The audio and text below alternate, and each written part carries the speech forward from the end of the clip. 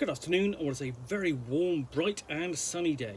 It is Friday, June 16th, and I'm in the reading Nook with a nice hot cup of tea. And a box to continue unboxing. And what I have in here, well, first off, is Even Death Can Die, which is the anthology of scenarios for Cthulhu Confidential, the one-on-one rule system using the Gumshoe system, published by Pelgrane Press. I have looked at Godforsaken, the fantasy supplement for the Cypher system from Monty Cook Games. And lastly, we have in here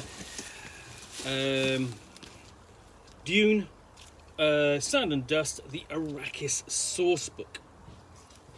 So, Arrakis, source of the spice. In the far reaches of the vast Imperium lies the hostile desert world of Arrakis. It is a deadly place where no drop of rain falls and the people live a sparse existence in the sweltering cities at the northern pole. But Arrakis is the most important planet in the known universe, for it is only here that you can find the spice melange. The spice is everything. To some it is a way to extend life, to others a way to see into the future. It is the key to wealth and power in the Imperium, and many of the noble houses will stop at nothing to control it in any way they can. The cities of Arrakis and Carthage are full of agents and spies, all looking to gain advantage for their faction and ready to kill to maintain the power of their masters. Will Arrakis be the place your characters prove the power of their house, or will their blood be spilled on the unforgiving sands? This 156-page sourcebook for the Dune Adventures in the Imperium role-playing game takes you to the desert world of Arrakis and explores the secrets of the spice. Visit the hidden seaches of the Fremen to learn the mysteries of the culture. Walk without rhythm in the deep deserts and perhaps see one of the incredible sandworms. Trade secrets with spies and agents in the bustling marketplace of Arrakeen or the alleys of Carthage.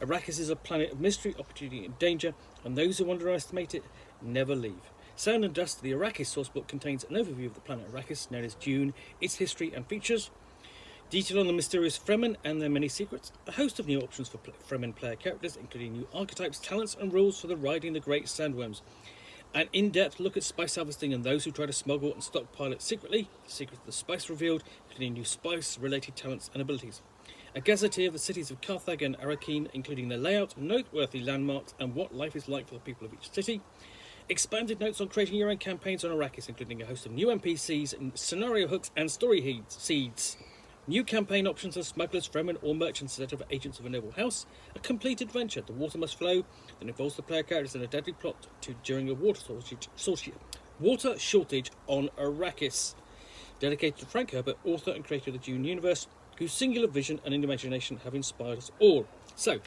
this is published by Modiphius Entertainment for Dune Adventures in the Imperium, but perhaps the most complete Dune role-playing game to date. Of course, it is only the second, but is far more developed than the previous version from Last Unicorn Games, which I have unboxed here and looked at, and it is one of those role-playing rarities. So let's look inside this. Fairly slim volume, but it's got a lot to cover, because essentially the Arrakis, or Dune, is literally the centre of the universe in the Dune setting. So we've got the cover here. We have a typical Fremen female in her still suit, the desert with sandworms basically coming up to the surface and ornithopters overhead. So go inside. We've got that artwork unadorned of the front cover text. Credits and contents page, and the introduction basically introduces the planet, gives an overview of the world and what the lure is of Arrakis, which of course is spice. Tells you what the book is about, so it breaks it down chapter by chapter, nicely done. There's a certain sense of place and mystery and wonder there, even in these simple, depictions of the chapter headings. I do like that. And then we get into Arrakis, Dune, desert planet, which sees the Fremen having struck at a lone ornithopter, perhaps belonging to one of the great houses or even the smugglers.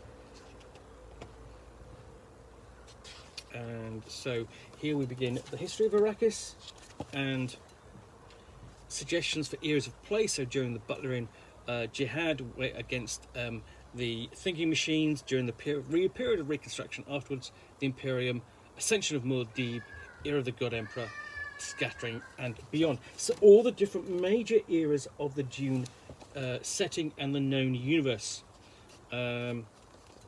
Description of Arrakeen, the primary city, including the conservatory garden where Lady Margot Fenring left a message for Lady Jessica. And the different quarters, Arrakeen Spaceport, the Keep, with options here for various adventure ideas. Alia's Temple, that's really for the period of the Ascension of Muad'Dib, an era, it's sort of like leading up to the era of the God Emperor, at the Refuge, and then it's going to do the same for Carthage, because Carthage is not a city that is particularly well developed in terms of the background to the core. At least the first 3 books for Dune, mostly it's focusing upon Arrakeen, which is where the Atreides base themselves right from the start. But Carthage is where you have the Harkonnen residency, and again it's got its own spaceport, merchant district, a Colosseum, because infamously the Harkonnens happen to like gladiatorial games. The Atreides instead like bullfights. And then after the description of Arrakeen and Carthage, we have the desert, and the nature and hazards of the desert, the wildlife that can be found out there, the changing sands, constantly changing environment, and really the history. Here we have the sort of like the history and future history of the desert from the time that Paul ascends to the throne and begins to green the desert, and Arrakis changes. So we take the story beyond Muad'Dib and far into the future of the setting. Then we have chapter 2. So is the Fremen, the history of the Fremen, going back centuries, even thousands of years, and they're seeding to the world of Arrakis, literally preparing them for the coming of Paul and his jihad over the universe. So look at their culture and the importance of water. Fremen technology, much more stronger and strange, basically much more powerful than many believe. We have details of Fremen still suit, the Chris knife, the powers of the water of life, unchanged and changed. Rules for worm riding, because almost, once you actually get evolved into a campaign that takes you onto the desert, especially if you're involved in the Fremen, you're going to end up atop a worm at some point. Fremen and outsiders and how they react to them. So this includes chance meetings and tribal adoptions, Fremen and common people, smugglers and mercenaries and what they do, houses of the Landsraad, the Spicing Guild, when they make contact, probably on very few occasions. And then we have the coming of Muad'Dib and his influence over the Fremen, and the years of his reign and his lasting influence, and beyond. Fremen player characters. So you've got more events on which to create Fremen characters from the core rules. including new focuses, new templates. So there could be Neb, basically war leader, Federkin, basically the fighters who serve Paul himself, ecologists, spiritualists, the Sayadinas. We've got a list of new talents.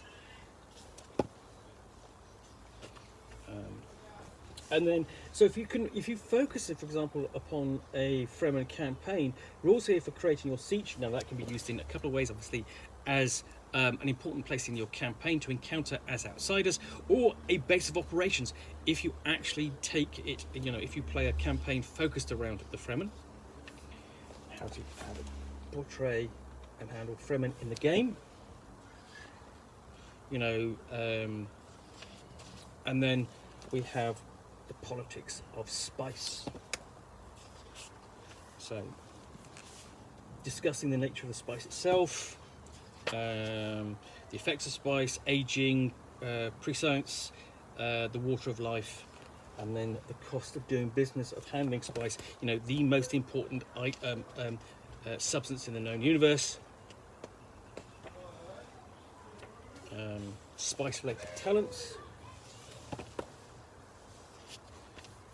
Sandworms, and these will go in with the earlier rules for riding sandworms, to how to bring sandworms into play. Harvesting is obviously the major scene of in Dune itself. Is Liet Keen's the ecologist taking Duke Leto and Paul out to view a harvesting, and then it being sabotaged, and a worm being called, and so on, to and then basically rescuing them and seeing a sandworm close up. We have a similar scene there. Harvesting, so how that is handled, how the process of it. How unlicensed operations harvest spice, whether that's smugglers, Fremen, what to do with the spice afterwards. Merchants, fixers, spies and informers, and so on. And then, so begin to look here at the other option for a campaign, a smuggler campaign. So roles for desert workers, plot hooks and challenges, and then walk without rhythm. This is talking about what's special about Arrakis, the nature of the world, a brutal landscape, diverse communities, a lot much more depth than you at first think. Its influence on the great houses because of the importance of spice. Entertainment and commerce on Arrakis. This is more looking at the cities, places like the Arrakeen Bazaar, where you might encounter an artist. So these are player character options. So bounty hunter, craftsman. Sadly, these are not illustrated. That's a bit disappointing. Entertainer, Fremen craftsman. So you could sort of like have a campaign based in the cities as well here, using these characters. Fremen ecologists, Fremen infiltrators, Fremen Sayadinas, scout, Fremen warden, informant. So, and these are all form the basis for NPCs as well. Market sellers, musicians. So these really kind of open up to the options for the types of characters and campaigns you can play. Mystics, ornithopter pilots, proprietors, spice managers, spice operators, spice workers. So you could even have a campaign based around sort of like a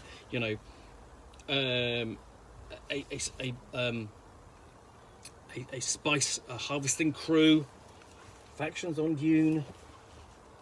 So bankers, courtesans, criminals, importers, they've got how to involve them, manufacturers, mercenaries, water merchants. And, you know, even the option here is to sort of like to do a campaign perhaps where you have all those types of characters. You like a troop kind of style play where you focus on particular adventures involving those characters. You go in on their lives, you come out, you tell another story, you know, you bring those characters back in when they're important. Campaigns on discussions of types of campaigns on Arrakis. So these include spy smugglers, Imperial agents, Fremen, Bene Gesserit, guerrillas and revolutionaries, because, you know, if you're going to disrupt the Empire anywhere, it's going to be on Arrakis because the spice is so important. Explorers of the old Empire perhaps looking for the deep secrets on Arrakis. And then we have sample campaign ideas. So Shadows of the Sand centers on a group of spy smugglers to eke out an existence among the dunes. House of Heslin is based around a merchant operation developed by House Minor. So here we go. Here's basically the smugglers one at Shadows on the Sand. Then we have House of Heslin.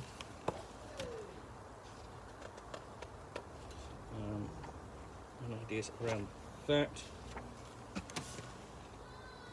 Before we switch to The Water Must Flow, the ready to play scenario. So I've got the adventure outline. Prelude, a great concern for water. Tells you when this adventure takes place before the events of Dune, whilst the Harkonnens control Arrakis. Act 1 takes place in Arrakeen.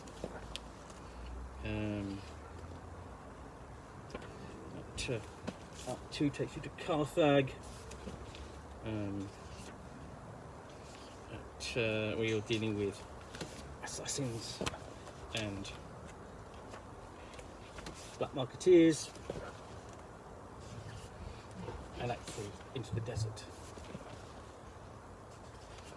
And then you have the conclusion with further adventure books. So,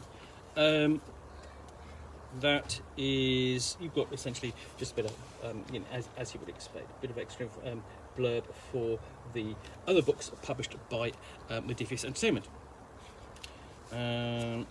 So that all is included in Dune Adventures in the Imperium, Sound and Dust, the Arrakis Sourcebook. I'm quite impressed by that. There's you can see there's a lot of content and a lot of ideas on the page that, you know, the game master can draw from and use and build in her own campaign. Yeah, so the Sound and Dust, the Arrakis Sourcebook.